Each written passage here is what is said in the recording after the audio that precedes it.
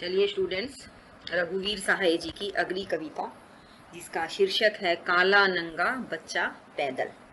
यह कविता का शीर्षक है जिस कविता को आज हम पढ़ेंगे। इस कविता के माध्यम से कवि ने यह मुख्य भाव प्रकट किया है कि जब हम किसी की मजबूरी देखते हैं, किसी को दुख में देखते हैं, तो हमारा मन अचानक से उसकी सहायता के लिए दौड़ पड़ता है। पर जैसे ही हमें यह लगता है कि अगर हम इसकी सहायता करेंगे तो ये जिम्मेदारी हमारे ऊपर आ जाएगी, हम उससे भागने भी लगते हैं। हमें वह जिम्मेदारी निभाना अच्छा नहीं लगता। वैसे एक बार मदद तो हम उसकी कर देते हैं। बहुत आसान सी छोटी सी कविता है कि काला नंगा बच्चा पैदल बीच सड़क पर जाता था और सामने से कोई मोटर दौड़ाए लाता था। कवि कहता है कि कवि कहीं से जा रहा है और उसने क्या देखा कि एक जिस बच्चे का रंग काला है, उसने कोई वस्त्र नहीं पहना, पैदल भी है, सड़क के बीचों बीच चल रहा है। और जहां वह चल रहा है वहां पर दूर से कोई अपनी गाड़ी को दौड़ाए हुए ला रहा है, अर्थात गाड़ी तेजी से चलाते हुए ला रहा है।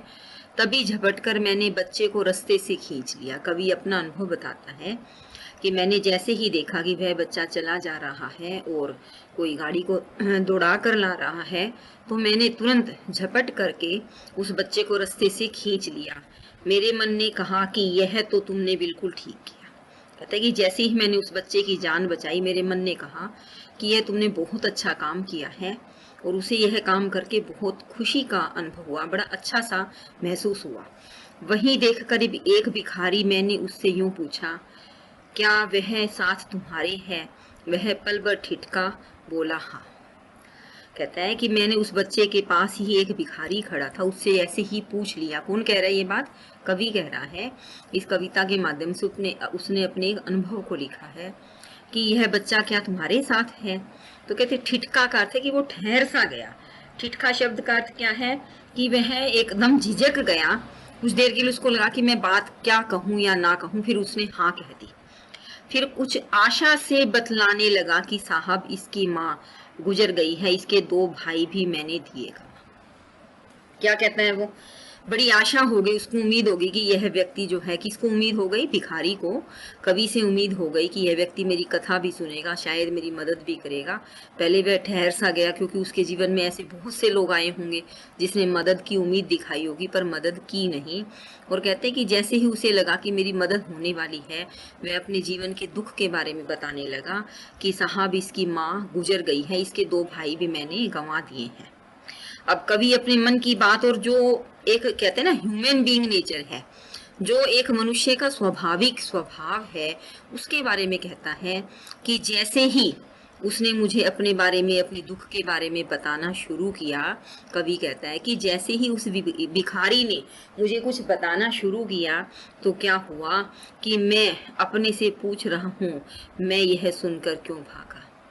कि जैसे ही उसने मुझे यह बात बताई, मैं वहां से भाग खड़ा हुआ और मुझे लगा कि यह कहीं जिम्मेदारी मुझ पर न आ जाए। और मेरे भाग खड़े होने के बाद जैसे ही मैं पहुंचा, तो उसे यह बात मन में महसूस हुई कि जब उस व्यक्ति ने मुझे दुख कहा, तो मैंने उसका दुख बांटने की बजाय मैं वहां से भाग खड़ा क्यों हुआ, क्यों एकदम सो गया वह कि जो था मुझ में एकदम जागा। उसको यह लगता है, कवि को, कि मेरे अंदर जो एक मनुष्यता का भाव, मानवता का भाव जागा था, जैसे ही उस व्यक्ति की मैंने कथा सुनी, उसकी दुख भरी गाथा सुनी, तो वह मेरे से भाग क्यों गया। वह अब अपने आप से प्रश्न करने लगता है। कवि को यह लगता है कि वह उत्तरदायित्व जो है उसे निभाना चाहिए था जो उसके सामने आया है, लेकिन वह उस भिखारी की बात सुनकर भाग खड़ा हुआ। और इस कविता के माध्यम से कवि ने मुख्य तौर से यह संदेश, यह उद्देश्य रहा है कवि का कि हम मानवता को तो मान लेते हैं, किसी पर देखकर हमें दया भी आ जाती है, पर जैसे ही हमें यह एहसास होता है कि हमारे ऊपर जिम्मेदारी आ जाएगी, हम उससे भाग खड़े होते हैं। आइए रघुवीर सहाय जी की आखिरी कविता जो आपके पाठ्यक्रम में लगाई गई है, उनमें से आखिरी कविता है यह। जब से मैंने यह कविता लिखी है, कट रहे हर रोज कोई ना कोई युवा वहां आकर आत्महत्या कर रहा है। मान लिया जाता है कैसे मरना होगा, मरने का कारण अब थोड़े ही शेष है, दुनिया संक्षिप्त होता जा रहा है। अब कभी क्या कहना चाहते हैं कि मान लो उस लाश को कोई देख रहे हैं, आसपास के लोग देख रहे हैं, कई बार कोई जानकर भी देखता है, सबको लगता है कि उसका चेहरा मोहरा बड़ा विकृत है, जंगल से जानवर ही उसको नोच गया होता है। ऐसा देख सुनकर कोई जान पड़ता है कि मरने वाला व्यक्ति कौन था। लोग अनुमान लगाते हैं कि किस प्रकार युवक मृत्यु को प्राप्त होगा, आगे दिन दिखने पर मरने के कारण बाकी नहीं बचता, दूसरे मरने वाला चेहरा भी छोटा हो जाता है। कवि क्या कह रहे हैं कि हुलिया संक्षिप्त होता जा रहा है, कि हुलिया करके कि उनकी पहचान है, उनके चेहरे से उनकी जाति की पहचान तक मिल जाती है। कवि कहता है हालांकि गांव के समझदार लोग तो इन मौतों के कारण युवकों की हताशा बताते हैं कि जितने कम कपड़े उतना छोटा हुलिया। अब कवि ने एक व्यंग करने का प्रयास किया है, इस लाइन को आप दोबारा से पढ़ेंगे सुनेंगे कि हुलिया भी संक्षिप्त होता जा रहा है, किसी के मरने का कोई कारण पता नहीं चलता, और जितने संक्षिप्त जितने कम कपड़े उतना छोटा हुलिया। इसका अर्थ क्या है कि वह जो मरने वाले युवक है, क्योंकि वह एक सामान्य बात बता, किसी एक विशेष युवक के बारे में नहीं बता करके सभी के रूप में बता रहा है कवि कि जिसके जितने छोटे कपड़े होते हैं, जितने कम कपड़े होते हैं, उसका हुलिया उतना ही छोटा दिखाई देता है। अर्थात कोई गरीब है, उसके पास पहनने को वस्त्र नहीं है, तो उसका हुलिया वो छोटा दिखाई देता है, अर्थात वह जल्दी मर जाता है। और कहते हैं कि चेहरा इस तरह से कुरूप हो जाता है, विकृत हो जाता है कि उस जाति की छाप ही मिट जाती है। ये बताया जाना संभव नहीं हो पाता यह किस जाति का है। गांव के सयाने तो मौत का कारण हताशा बताते हैं। हताशा का क्या? निराशा, उदासी। जैसे आप कहते हैं निराश हो गए जीवन से, कि अगर हमने प्रयास किया कि हम शिक्षा ग्रहण की, आप एक एग्जाम्पल उदाहरण से समझ सकते हैं कि अगर आपने बहुत मेहनत की किसी भी तरह की पढ़ाई के लिए और उसमें आपको अपनी मतलब उम्मीद के अनुसार नंबर नहीं मिलते, या एडमिशन नहीं मिलता, या नौकरी नहीं मिलती, तो एक बार दो बार प्रयास करने के बाद आप हताश उदास हो जाते हो, निराश हो जाते हो। और निराशा में युवक जो है वो दोबारा से प्रयास करने की बजाय, उससे कुछ और सीखने की बजाय आत्महत्या की तरफ बढ़ते हैं। समवयस्क समवेश्वरी अनेक नाम लेते हैं, पर उसका नाम है हत्या। समवयस्क अर्थ है कि जो युवक मरे हैं उनके साथ ही उम्र वाले समवेत अर्थ है एक साथ स्वर में अनेक नाम लेते हैं, और उन सब का मतलब इससे जो आत्महत्या है इसके अलग अलग कारण अलग अलग नाम बताए जाते हैं। पर कवि कहता है कि मेरी नजर में इसका कारण और इसका नाम सिर्फ हत्या है। क्या कहते हैं? मरने वाले युवक ने आत्महत्या नहीं की, अभी उनकी हत्या की गई है।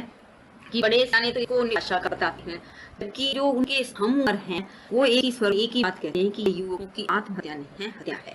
आत्महत्या कहते हैं कि अपने आप को मौत के हवाले कर देना, लेकिन उस आत्महत्या के लिए किसने उकसाया है, किस परिस्थिति का कारण ऐसा हुआ है, जिम्मेदार उसको बताया जाता है, इसलिए आत्महत्या को हत्या भी कह दिया जाता है। यह शून्य कल है, युग के बदलने का 20वीं शताब्दी जाने से पहले धोखा दे रही है कि सारे संसार में आ रहा है नव। अब अभी कहते हैं कि आज हम इस समय में रह रहे हैं वह दो युग के बीच का संधि का है। जब कवि ने यह कविता लिखी है उस समय 20वीं सदी है समाप्त होगी, 21वीं की शुरुआत थी, और अभी कहते हैं कि संधि काल का समय है, शून्य काल है। 20वीं सदी हमसे विदा लेने से पूर्व हमें धोखा दे रही है, सारे संसार में एक नया युग आ गया है। यह समय खाने पीने मौज उड़ाने का समय है। हम क्रिएटिव करना नहीं चाहते, अपने आप को तकलीफ देना नहीं चाहते, हम सब कुछ बिना मेहनत के पाना चाहते हैं। यह ऐसा समय आ गया। खाने पीने वाले खुद से धोखा समझते हैं कि जो मौज मस्ती वाले लोग हैं वे इस कथन को ही धोखा समझते हैं कि वे भूखे प्यासे लोग ही इस कथन के सत्य को समझते हैं। हालांकि आवश्यकता इस बात की कि भूखे प्यासे लोगों को नई सदी की वास्तविकता मालूम होनी चाहिए। देखिए कोई क्या कहता है कि खाने पीने वाले लोग कहते भी खाने पीने मौज उड़ाने का समय उसको धोखा मानते हैं। जो गरीब हैं भूखे प्यासे हैं उन्हें इस बात की सच्चाई और असलियत का पता है कि यह युग है, इसका अंत हम दिखा रहा है, पर अगले युग का आरंभ नहीं जानते। शून्य अथाह में पाँव नहीं टिकते हैं। अभी कह रहे हैं कि ऐसे लगता है कि यह युग बीत रहा है, अर्थात एक सदी बीत रही है, दूसरी शुरुआत हो रही है, 21वीं सदी में हम जा रहे हैं। यहाँ हर संवाद जो है अर्थहीन हो गया है। क्या कहते हैं कि मनहूस है, अथाह है, वहाँ पर पाँव टिके नहीं है। लोग क्या कहना चाहते हैं? जनता के साधनों का प्रयोग करते हुए व्यवस्था की एक नई शैली का गणेश करने लगे हुए हैं। व्यवस्था ही ऐसी आ गई है जहाँ पर सिवाय निराशा के हताशा के हमें और दिखाई नहीं देता। क्या कहते हैं कवि आगे देते हैं कि हम झूमते नहीं तरसते रहते हैं, हम झूमते नहीं तरसते रहते हैं। कवि बार बार बात करता है कर पर कोशिश है कि हर एक संवाद, कवि क्या कहता है कि हर एक संवाद जो है यह हो नहीं सकता कि पढ़े लिखे लोगों के बीच में संवाद होता है। हम जो है बार बार यह कोशिश है कि हर एक संवाद अर्थहीन हो जाए। हम डूबे नहीं उतारे रहते हैं, बार बार यह कोशिश है कि हर एक संवाद अर्थहीन हो जाए। कोई कहते हैं कि बार बार यह कोशिश रहती है कि संवाद का कोई महत्व ना है, अर्थहीन रहे, लोग के संबंध मध्यस्थों द्वारा बना करें। आज इन टूटते रिश्तों को सार्वजनिक मान्यता देते हैं अध्यक्ष। अध्येता का क्या है? जो अध्ययन करने वाले हैं। आज ही टूटे हुए रिश्तों को सार्वजनिक मान्यता देते हैं अध्येता। भी कहता है कि जो अध्ययन करने वाले लोग हैं, आज समाज में रिश्तों का कोई महत्व नहीं रह गया है और उनको सार्वजनिक मान्यता देने की कोशिश में सब लगे हुए हैं। कहते हैं प्रबंध की ये शैली का उद्घाटन जनता के साधनों से नए लाभ की।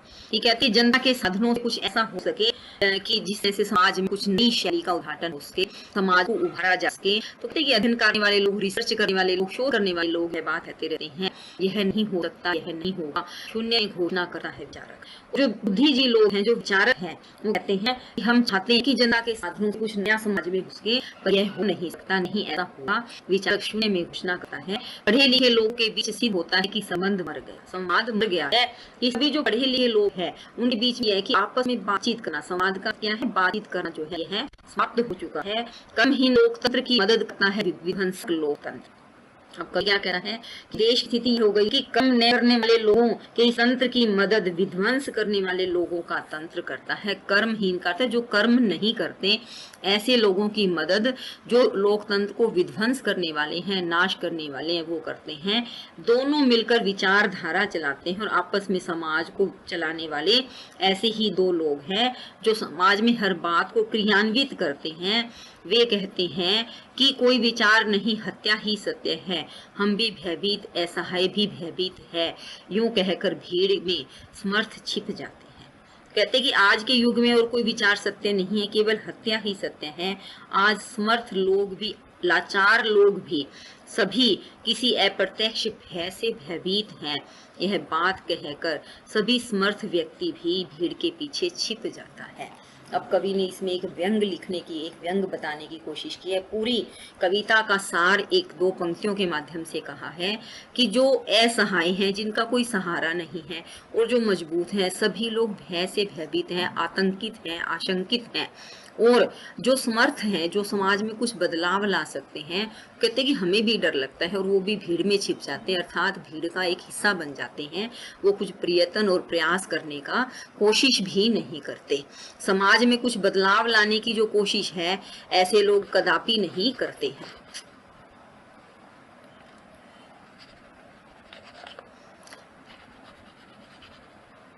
ऐसे लोग समाज में किसी भी तरह का बदलाव नहीं लेकर के आते हैं। कोई भी तरह से समाज में बदलाव नहीं आता है। श्यामा